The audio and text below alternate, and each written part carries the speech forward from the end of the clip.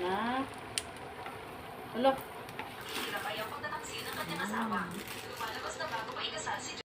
Na siya mga lodi, so hinaon ko na yung pinirito.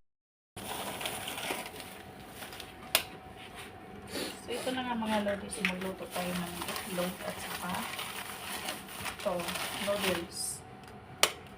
Laki may beef. Ipos mo muna yan.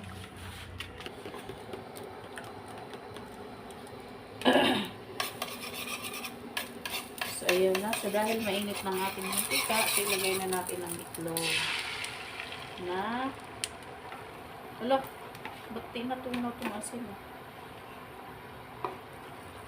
Ayan. Ipos mo muna. Laki ni dito sa umulo-kulong tubig na may itlog.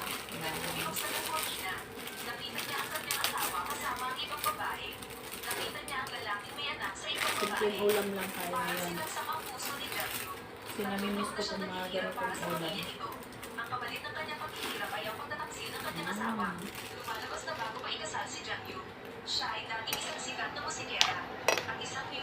Ganito kami magluto ng laki may na may itlog.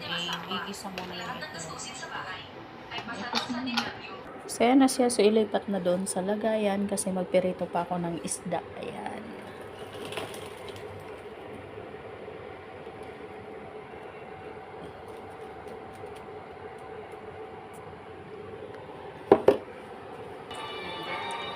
So ito na siya mga lodi. So simula na natin pagpirito.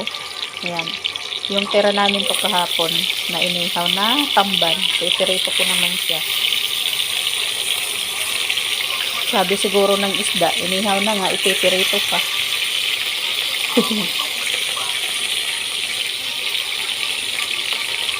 Ayan. So ito na nga siya mga lodi. So haonin na natin tong inihaw na pinirito. Sabi siguro ng isda, inihaw na nga ako, ipipirito pa. Ano ba talaga?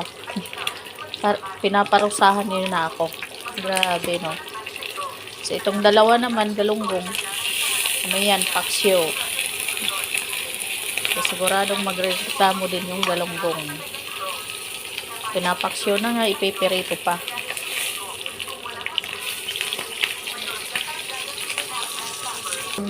Huwag na niyo pansinin na nangitim yung aking mantika dahil dito sa inihaw na tamban. Kaya nangingitim yung na siya mga lodi. So hinaon ko na yung piniritong isda na inihaw at pinirito pa.